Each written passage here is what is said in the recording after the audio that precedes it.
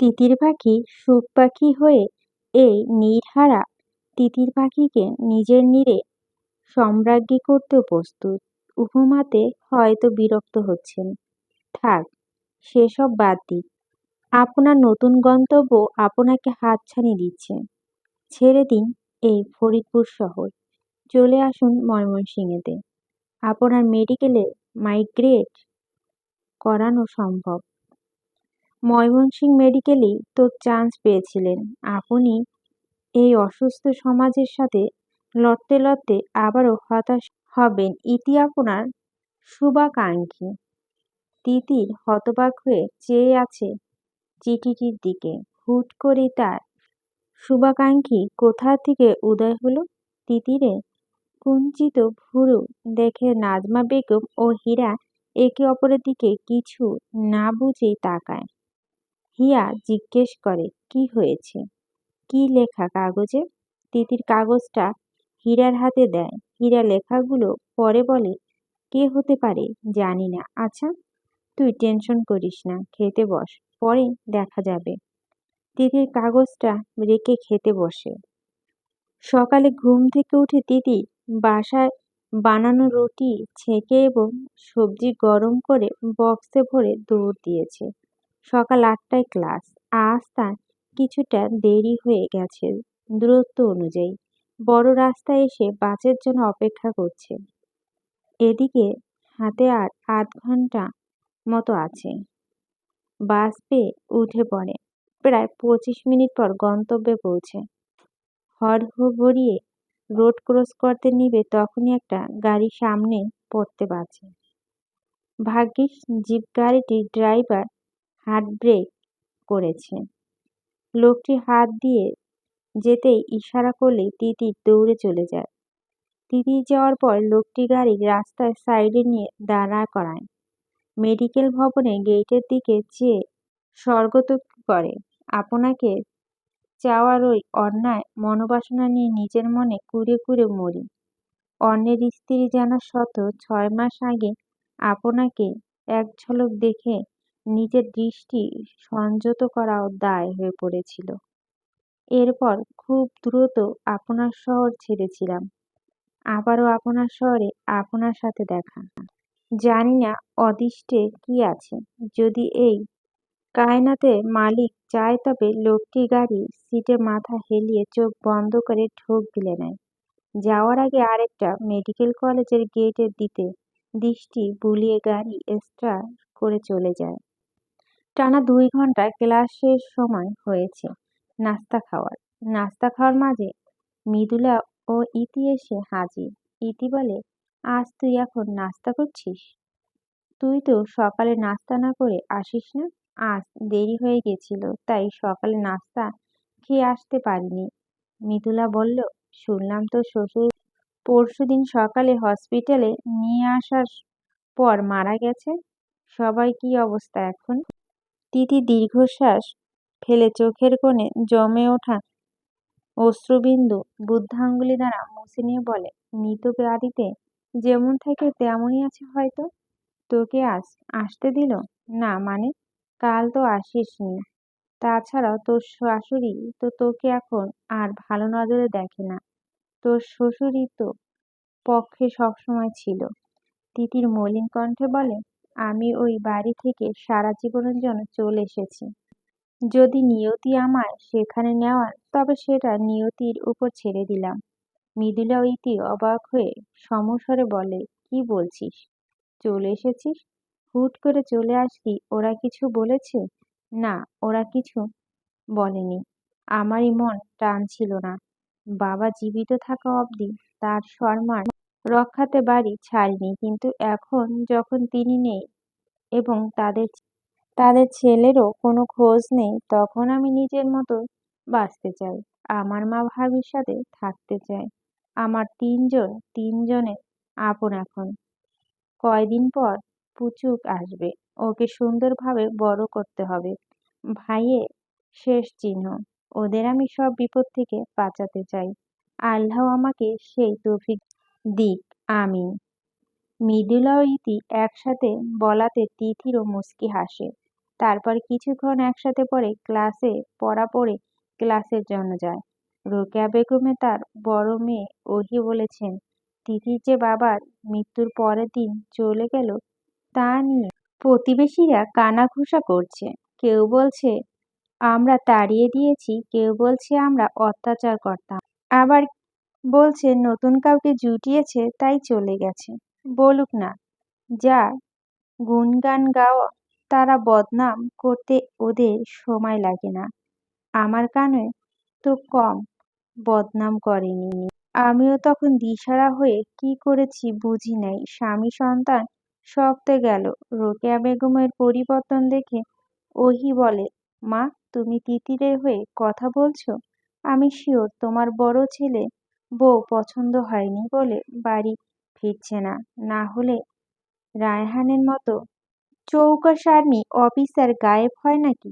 থাম উকি, আমার আর ভালো লাগছে না। উকি মাকে অন্যমনা দেখে ছেলের পিছনে উঠে চলে গেল। রোকেয়া বেগম ভাবলেশহীন বসে রইলেন। ক্লাস শেষ হয়ে তিতির ওর মাকে ফোন করলেন। হিয়াকে চেক আপের জন্য তিতির ফোন করে বলে, তোমরা কত দূর? আমার তো লাঞ্চ টাইম চলছে। আরে সিএনজি পাচ্ছি না, তোর কথা ঠিক মতো বুঝছি না। আমার পথেই আছি, বেশিক্ষণ লাগবে না। এই বলে নাজমা বেগম ফোন কেটে দিলেন। তিতির আগেই ডাক্তারের সিরিয়াল দিয়ে রেখেছে, এখন ওরা ঠিক মতো এসে পৌঁছালেই দেখিয়ে নেবে। ডাক্তারের চেম্বারে বসে আছে তিতির ও হিয়া। নাজমা বেগম বাহিরে বসে আছেন। ডাক্তার আলতো সাউন্ড করে বলেন, বেবি ঠিক আছে, আর ফ্লাউড মোটামুটি ভালোই, যে কোনো দিন ডেলিভারি হতে পারে। আগে থেকে সিজার করে ফেললে রিস্ক থাকবে না। আমরা ভেবে দেখি ম্যাম। তিতিরেই বলে হিয়াকে নিয়ে উঠে আসে। হিয়া সিজার করতে ভয় পায় তা তিতির জানে। বাইরে এসে হিয়া ভীতু কণ্ঠে বলল, মরে গেলে যাব, কিন্তু সিজার করব না প্লিজ। ডাক্তাররা তো কিছু হলেই সিজার করতে বলে। তিতির ওকে শান্ত করতে বলে, দেখ, বাসায় কোনো ছেলে মানুষ নাই, আমি ক্লাসে থাকি, মা আর তুই। লেবার পেন উঠলে মা তো দিশেহারা হয়ে পড়বে। হলে হোক, সিজার করব না। আচ্ছা থাম, বাসায় যা, এক সপ্তাহ দেখি। নাজমা বেগমকে নিয়ে হিয়া বাড়ি ফিরে গেল। তিতিরের বিকেলে ক্লাস আছে, ক্লাস শেষে একটা টিউশন করে ফিরবে। সপ্তাহ 4 দিন করে 2টে টিউশন করায়। রাতে 8টার দিকে তিতির বাড়ির রাস্তায় এসেছে। ফেরার পথে এক বিশ্বস্ত সিএনজি ড্রাইভারকে বলে এসেছেন যে কোনো সময় ফোন দিলে পাওয়া যাবে। সাথে কিছু বাজার করেছেন। হঠাৎ মনে হলো ঘরে ডিম শেষ হয়ে গিয়েছে, তাই মোড়ের দোকানে গেল ডিম কিনতে। আকাশের অবস্থা ভালো না, মনে হচ্ছে ঝুম বৃষ্টি নামবে। তাড়াতাড়ি করে ডিম কিনে পেছনে ঘোরা মাত্রই দেখে সুজন কেমন বিশ্রী দৃষ্টিতে তিতিরকে পা থেকে মাথা পর্যন্ত চোখ ঘুরাচ্ছে। টুথপিক দিয়ে তার পান খাওয়া দাঁত খোঁচাচ্ছে। তিতির ভয়ে ওড়নাটা আরেকটু টেনে নিয়ে পাশে দিয়ে চলে যেতে নেবে। সুজন হাঁক ছেড়ে, কই যাও টিয়া পাখি, একটু বসো, চা পান খাই। এখন তো আর ভাতারের বাড়িতে থাকো না। অবশ্যই তোমার ভাতার তো বিয়ের 2 দিন না হইতে ফুরুত। রাগে দাঁত খিঁচে নিল তিতির। ওড়না খামচে ধরে আছে। ওদের মুখের ওপর বাক্য দ্বারা জবাব দিল, আরো পার পেয়ে যাবে। তিতিরের মা আগেই তিতিরকে ওদের সাথে মুখ লাগাতে নিষেধ করে দিয়েছে। এমনিতেই ওদের উত্তাপে ভয়ের শেষ নেই। তাই কোনো প্রত্যুত্তর না করে সোজা দ্রুত হেঁটে চলে এসেছে। বাড়ি ফেরা মাত্রই ঝলমলিয়ে বৃষ্টি নামলো। টেবিলের ওপর সব রেখে ফ্রেশ হতে গেল। মা রান্না করছে এবং তার শেষ পথে। তিতির ফ্রেশ হয়ে হিয়ার সাথে বসে একটু পড়া পড়ে। হিয়াও পড়েছিল। অলস বসে থাকার চেয়ে পুরানো পড়া পড়া ভালো। রাত 9টার দিকে এই মুষলধারায় বৃষ্টির মধ্যে কলিং বেল বেজে ওঠে। এবার তিতির সবাই ভয় পেয়ে ওঠে। রাস্তার ঘটনাটি মনে পড়ে যায়। বৃষ্টির জন্য রাস্তাঘাট নীরব। সুজন পলাশরা কি সেই সুযোগে এসেছে? নাজমা বেগম ভয়ে দোয়া দুরুদ পড়তে শুরু করেছে। প্রথমবার কলিং বেল বাজার মিনিট দুয়েক পর আবার বেজে ওঠে। তিতির রান্নাঘরে গিয়ে বঁটি তুলে দরজার দিকে যায়। দরজা খুলে সিঁড়ির ঘরে বাতি জ্বালিয়ে কেচি গেটের কাছে যায়। একজনের অভয় দেখা যাচ্ছে কেচি গেটের কাছে কোনায় জড়সড় হয়ে দাঁড়িয়ে আছে। তিতির ঢোক গিলে বলে, কে? কে ওখানে? আমি, মাসফি ইকবাল। তিতির ভ্রুকুঞ্চন করে উকিঝুঁকি দিল, তবুও লোকটি মুখদর্শন হল না। ঝড় বৃষ্টির রাত, মনে ভয় ভীতি যেন জেগে বসেছে। তার উপরে পুরুষনালিত কণ্ঠের স্বর। সিঁড়ির ঘরে বাতিটা টিম টিম করে জ্বলছে, বোঝাই যাচ্ছে যে কোনো সময় ফিউজ হয়ে যেতে পারে। তিতিরের কণ্ঠ রুদ্র হয়ে আসছে। মনে কিঞ্চিৎ সাহস সঞ্চার করে নিভে যাওয়া কণ্ঠেশ্বরকে হালকা জোরালো বলল, মাসফি ইকবাল কে? অপর পক্ষ থেকে জবাব এলো, ম্যাম, আমি বিপদে পড়েছি। আমার জিপটা ইঞ্জিন চালু হচ্ছে না। কাছে মেকানিক্যালের কাছে দিয়ে এসেছি। এখন এই ঝুম বৃষ্টিতে পুরো দমস্তর ভিজে গেছি। প্লিজ যদি একটু সাহায্য করতেন। তিতির ভাবনার পরে গেল। কি করবে ভেবে পাচ্ছে না। বৃষ্টি প্রায় 2 ঘন্টা যাবৎ লাগাতার হচ্ছে। লোকটা ভিজে গেছে বুঝতে পারছে, কিন্তু এক অচেনা লোককে বাড়িতে কিভাবে আশ্রয় দিবে, যেখানে বাড়িতে পুরুষ কেউ নেই। তিতিরের ভাবনার মাঝে লোকটা পরপর 2বার হাঁচি দিয়ে ফেলেছেন। লোকটা জড়ানো স্বরে বলে উঠল, ঠিক আছে ম্যাম, সমস্যা নেই। আমি গেটের কাছে এখানে বৃষ্টি থামা অবধি দাঁড়াই। এখানে বৃষ্টি ছাট কম লাগছে। তিতির কিছুক্ষণ নীরব থাকে। লোকটার কথাবার্তার ভদ্রতার পরিলক্ষিত, তাই কিছুটা মায়া লাগলো। তিতির বলল, আপনি গেটের ভিতরে এসে অপেক্ষা করতে পারেন, বৃষ্টির তেজ খুব তীব্র। আমি চাবি নিয়ে আসছি। তিতির বাড়ির ভিতরে ঢুকে ফ্রিজের উপর থেকে চাবি নিয়ে যাওয়া ধরল। ওর মা জিজ্ঞেস করলেন, কে এসেছে? তুই চাবি নিয়ে কই যাচ্ছিস? একজন লোক বৃষ্টিতে ভিজে একটু আশ্রয় চাইছেন, তাকে সিঁড়ির ওখানে চেয়ার নিয়ে দিব, বৃষ্টি থামলে চলে যাবে। নাজমা বেগম অবাক হয়ে বলেন, পাগল হয়েছিস তুই? বাড়িতে কোনো পুরুষ মানুষ নেই, আর তুই এক লোকেকে বাড়িতে আনতে চাইছিস? তিতির ওর মাকে বোঝাতে চাইলেন, মা, বোঝার চেষ্টা করো, উনি ভিজে চুপচুপে পুরো, বাইরে তো বসবেন। একজন মেডিকেল স্টুডেন্ট হিসেবে উনি যাতে অসুস্থ না হয় সেদিকে দেখা তো আমার দায়িত্ব। তুই আছিস তোর দায়িত্ব নিয়ে, সে তোর পেশেন্ট না। উফ মা, থামো, এত চিন্তা করো না। বাইরে বসাবো, দরজা লাগানো থাকবে। লোকটা সাহায্য চেয়েছে, এখন সামান্য আশ্রয় না দিলে কেমন দেখায়? যা মন চায় কর। নাজমা বেগম আবার রান্নাঘরের দিকে গেলেন। তিথির কেচি কেটে তালা খুলে লোকটাকে ভিতরে ঢোকার জন্য বলতেই সিঁড়ির ঘরে বাতিটা ফিউজ হয়ে গেল। আলো আঁধারিতে মুখোমুখি দুজন। তিতির অপ্রস্তুত হয়, ধীর কণ্ঠে বলল, আমি একটা চেয়ার আর মোমবাতি এনে দিচ্ছি, আপনি অপেক্ষা করুন। মাসিব এই অন্ধকারে মৌন সম্মতি দেয়। তিতির বাড়ির ভিতরে ঢুকে একটি চেয়ার নিয়ে যায়, সাথে ছোট কাঠের চৌকি। মোমবাতি জ্বালিয়ে নিয়ে আসে, এরপর কাঠের ছোট্ট চৌকিতে রেখে বলল, আর কিছু লাগলে জানাবেন। মাসিফের কণ্ঠে এমনিতে রুদ্র হয়ে গেছে। ভদ্রতাসূচক জবাব দেয়, জি। তিতির বাড়ি ভিতরে চলে এসে দরজাটা হালকা ফাঁকা করে রাখে। তিতিরের মা রাতের খাবারের জন্য ডাক দিলে তিতির মাকে আস্তে করে বলে, মা দেখো, বাইরের লোকটা কিছু খাবার দিলে ভালো হতো তো। আমরা খাচ্ছি, সে খাচ্ছে না, কেমন দেখা যায়। অতিথির মতো তো। নাজমা বেগম ব্যাপারটা ভাবলে, এরপর বলেন, মাছ তো আমি 3 পিস রান্না করেছি, এখন দিব কিভাবে? আচ্ছা, আমার পিসটা দিয়ে দেই, আমি না হয় তরকারি দিয়ে খেয়ে নিব। তিতিরের কথা শুনে ওর মা বলে, না, আমারটা দে, তোর প্রোটিনের দরকার আছে। না, আমার এমনিতেও রাতের বেলায় মাছ খেতে ভালো লাগে না, আমারটাই দে। তিতির মাসিবকে ডাক দিয়ে বলে, আপনি ভিতরে এসে কিছু খেয়ে নিন। না না, আমি কিছু খাবো না, বৃষ্টি থামলে চলে যাব।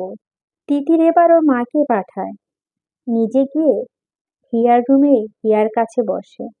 নাজমা বেগম বুঝিয়ে নিয়ে এসেছে, তারপর রাতের খাবার খাইয়ে নিজের চেয়ারে নিয়ে মাসিমের সাথে গল্প জুড়ে দেয়।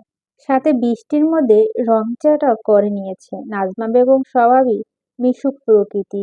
মাশরিফের সাথে জমজমাট আড্ডা বসিয়েছেন। কথা বলার মধ্যে মাশফিক বলে, আন্টি আপনি বললেন আপনার মেয়ে মেডিকেলে পড়ে, ময়মনসিংহে চান্স পেয়েছিল, ভর্তির আগে সেখানে ট্রান্সফার হয়েছে। তাছাড়া এখানে কিছু মস্তানদের উৎপাতের কথাও বললেন। তাহলে আপনারা সবাই ময়মনসিংহে চলে গেলেই তো পারেন।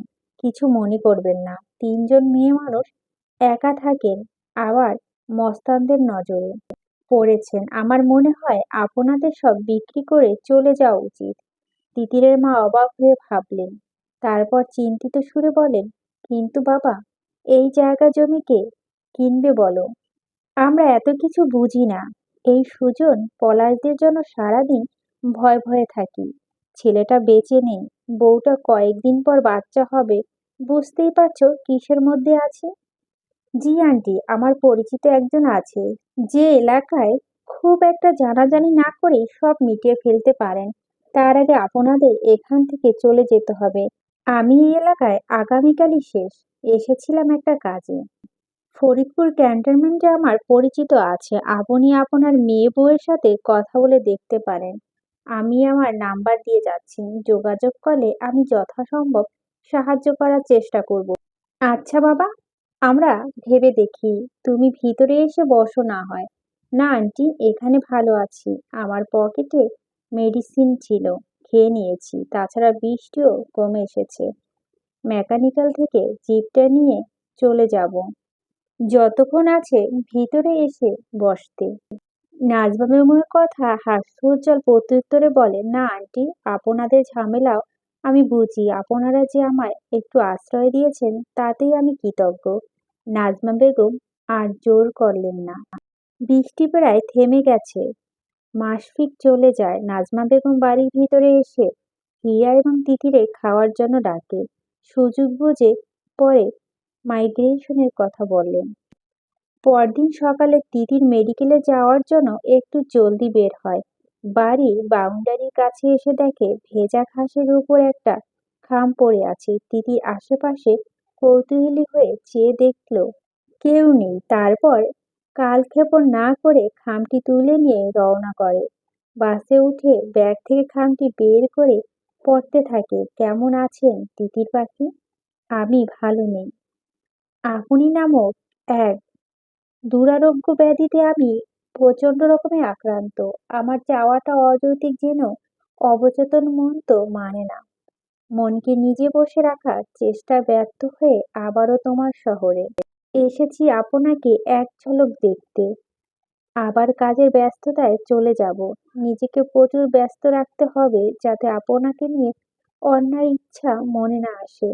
ভালো থেকো তিতির পাখি। তিথি চিঠিটা পড়ে নির্নিশেষ চেয়ে আছে, কোনো অনুভূতি বুঝতে পারছে না। সে যে বিবাহিত, এসব ভেবে নিজ মনে অন্যায় অনুভূতি জন্ম দিতে চায় না। এ বয়সে স্বাভাবিক এসব আকুল হওয়া, কিন্তু নিজের জীবনে যা ঘটে গেছে তাকে সে সবকিছু নজরআন্দাজ করতেও প্রস্তুত। 2 দিন পর ক্লাস ও টিউশন শেষে বাড়ি ফেরার পরে তিথি দেখতে বাড়ির সদর দরজা হাট করে খোলা। তিতিরের মনের মধ্যে অসীম সংকেত দিচ্ছে। তাড়াহুড়ো করে বাড়ির ভিতর প্রবেশ করে দেখে ওর মায়ের ঘরে দরজার বাইরে থেকে লাগানো, আর হীরার ঘরে থেকে অস্ফুট গোংরানি আওয়াজ আসছে। এই মেঘ বৃষ্টির শীতলতার মাঝেও তিতির ভয়ে ঘেমে উঠেছে। দূরত্ব পদে হীরার ঘরে গিয়ে দেখে হীরার পেটে হাত দিয়ে বিছানায় মাথা এলিয়ে জোরে জোরে শ্বাস নিচ্ছে। ফ্লোরে রক্ত। তিতির অহর গড়িয়ে ওর কাছে গিয়ে গালে হাত দিয়ে ঝাঁকিয়ে অস্থির কণ্ঠে বলতে লাগলো, হিয়া, কি হয়েছে তোর? ফ্লোরে রক্ত কেন? বল না, তুই এমন করছিস কেন? হঠাৎ ঘটনার অস্থিরতায় তিতিরের মস্তিষ্ক ফাঁকা হয়ে গেল। নয়ন যুগল বেয়ে অনবরত অশ্রুধারা বইছে। হীরা অস্ফুট স্বরে বলল, পলাশরা এসেছিল, আমাকে টেনে নিতে চাইছিল, মাকে মাথায় বাড়ি দিয়েছে, খাট থেকে পড়ে ব্লিডিং শুরু হওয়া কারণে পালিয়ে গেছে। তিতির চোখ মুছে কোনো মতে উঠে দৌড়ে মায়ের ঘরে দরজা খুলে দেখে মা ফ্লোরে অজ্ঞান হয়ে পড়ে আছে।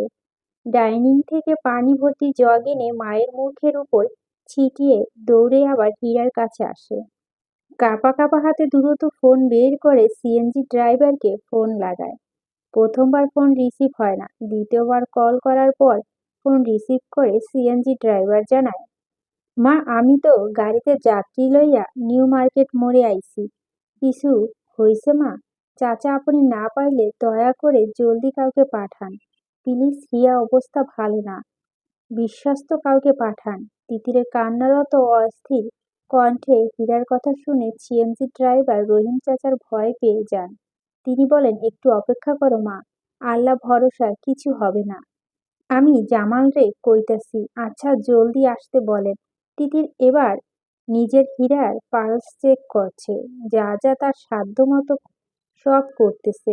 নাজমা বেগমও মাথা চেপে ধরে হীরার সামনে বসে কাঁদছে। তিতির প্রয়োজনীয় জিনিসপত্র ব্যাগে গুছিয়ে নেয়। প্রায় 15 মিনিটের মধ্যে একটা সিএনজি এসে হাজির হয়। সিএনজি আসার পর ড্রাইভার এবং তিতির মিলে হীরাকে গাড়িতে তুলে। এবার আশেপাশে কিছুটা দূরে বাড়ি থেকে দুজন মহিলা বেরিয়ে আসে, এসে জিজ্ঞেস করে কি হয়েছে। তিতির রেগে যায়। মানুষ মরার পরে সে জিজ্ঞেস করবেন কি হয়েছে? সুজন পলাশরা এসে আমাদের মেরে ফেলে গেলেও তো জানতে পারবেন না। মানলাম আপনাদের বাড়ি একদম কাছে না, কিছুটা দূরে, কিন্তু ওই মস্তানদের রাস্তায় ঘোরাফেরা করতে কি দেখেন না? শুধু দেখেন, ওরা যে আমাদের পিছু নিত সেটাও। তাও আমি নাকি তাদের সাথে রং করি এমন অবাস্তব কিছু। তারপর আমার বাবার কানে আপনাদের স্বামীরা আপনাদের বানোয়াট কথা লাগাতো। আমার চলাফেরা নিয়ে কত অভিযোগ, আমি নাকি রাস্তার ছেলেদের আকর্ষণ করার চেষ্টা করি। কিন্তু অভিযোগ যদি মেয়েদের কাছে সুজন পলাশদের নিয়ে করত, তাহলে মহল্লার মেয়েরা এদের কুদৃষ্টি থেকে রেহাই পেত। যাকগে, থাকেন আপনারা। তুমি শুধু শুধু আমাদের ভুল বুঝেছ। আমরা কিভাবে জানবো ওরা তোমাদের বাড়ি যাচ্ছে? আমাদেরও তো কাজ আছে। প্রতিবেশী মহিলারা প্রতি উত্তর জবাবে তিতির বলল, থাকেন আপনাদের কাজ নিয়ে। নাজমা বেগম তিতিরকে টেনে গাড়িতে ওঠায়। সিএনজি ড্রাইভার জলদি স্পিড তোলে। তিতিররা হিয়াকে জাগিয়ে রাখার চেষ্টা করেছেন, অনবরত কথা বলছে, পানি খাওয়াচ্ছে। হীরার ব্যথা অস্ফুট চিৎকার করে চলছে। সিএনজি ড্রাইভার গাড়ি চালাতে চালাতে বলল, আপা, সুজনরা এলাকাতে নাই? দেইখা জলদি আইতে পারছি, ওরা মনে হয় ভয় পালাইছে। কতগুলো কেসের আসামি ওরা, প্রত্যেকবার গা ঢাকা দেয়, তারপর জামিনে ছুটে। কোর্টে হাজিরা তো দেয়, লাশ সরম আল্লাহ ওগো দেয় নাই। আমি এবার ওদের ছাড় দেব না। আমার ভাইকে গাড়ি চাপা দিয়ে খুন করেছে। আমার জীবনটা এই অবস্থা করার জন্য দায়ী ওরা। ওদের জন্য জলদি বিয়ে হয়েছে। হিয়া সুস্থ হোক, তারপর আমি কোর্টে গিয়ে মামলা করব। এখনকার পুলিশরা ওদের কিছু করবে না। হ আপা, এলাকায় টিকন যায় না। আমার ছোট নাইনে পড়া বোনটা ওগো নজরে দিছে। আব্বা ওরে বিয়া ঠিক করতাছে। আমার কত শখ আছিল, নিজে 5 পর্যন্ত পড়ছি তো কি হইছে, বইনেরে ভার্সিটিতে পড়ামো। বইনে আমার লেখাপড়া অনেক ভালা। তিতি দীর্ঘশ্বাস ফেলে বলল, আপনার মনের ইচ্ছা পূরণ হোক ভাই। পারলে আরেকটু দূরত্ব চালান। এতে জোরে চালাইলে আমি সামলাইতে পারুম না। রাস্তা তো ভিজা, চিন্তা কইরেন না আপা, বেশিক্ষণ লাগবে না, আর 5-7 মিনিট লাগবে। তিতির হসপিটালের সিনিয়র নার্সকে কল করে সব বলে রাখে, যাতে হসপিটালে পৌঁছানো মাত্র চিকিৎসা শুরু হয়। কিছুক্ষণের মধ্যে ওরা পৌঁছে যায়। হসপিটালের গেটের কাছে পৌঁছাতে দুজন নার্স, তিতিরের বন্ধু সাইফ এবং হাসিব এসে হাজির। তিতির ওদের ফোন করে রেখেছে সাহায্যের জন্য। সিএনজি ড্রাইভারকে ধন্যবাদ এবং প্রাপ্যটা দিয়ে হিয়াকে স্ট্রেচারে করে ভিতরে নিয়ে যায়। হিয়ার আখি যুগল প্রায় নিভু নিভু, রক্তে ওকে পেঁচানো চাদর ভিজে গেছে। ডাক্তাররা ইমিডিয়েট চেক করে বলেছেন বাচ্চা ডেলিভারি পজিশনে চলে এসেছে। ব্লিডিং অন্যরকম হচ্ছে বলে অতি সত্বর 2 ভাগ রক্ত জোগাড় করতে হবে। সাইদ এবং হাসিবের রক্তের গ্রুপ হিয়ার সাথে ম্যাচ করে বলে তিতির ওদের ভিতরে ডাকলেন। জলদি ওদের থেকে 1 ভাগ করে 2 ভাগ রক্ত নেওয়া হয়। ডাক্তাররা সময় নষ্ট না করে কাজে লেগে পড়ে। বাচ্চার নর্মাল ডেলিভারি হচ্ছে কারণ জরায়ু মুখ খুলে গেছে। তিতির ও নাজমা বেগম করিডোরে অস্থিরভাবে অপেক্ষা করছে। প্রায় কিছু সময় পর নার্স এসে জানায়, তিতির তোমার ভাতিজি হয়েছে। তিতির ও নাজমা বেগম খুশিতে ক্রন্দনরত অবস্থায় একে অপরকে জড়িয়ে ধরে। হিয়ার অবস্থা জানতে নার্সকে জিজ্ঞাসা করে, আপু, হিয়া কেমন আছে? ও খুব দুর্বল, ও সেন্সলেস। ব্লিডিং এখন কিছুটা কমেছে, কিন্তু পুরোপুরি না। আরো রক্ত লাগবে মনে হয়, ব্যবস্থা করে রেখো। নার্সকে প্রত্যুত্তরে বলে, সকালেই হয়ে যাবে। আমার এক বান্ধবী ব্লাড গ্রুপ হিয়ার সাথে মিলে, কিন্তু ওর বাড়ি একটু দূরে, তাই সকালে আসবে। রাতে কি ব্লাড লাগবে? না, তোমরা বাচ্চাটাকে দেখে যাও। জি। তিতির ও নাজমা বেগম বাচ্চাটাকে দেখতে যায়।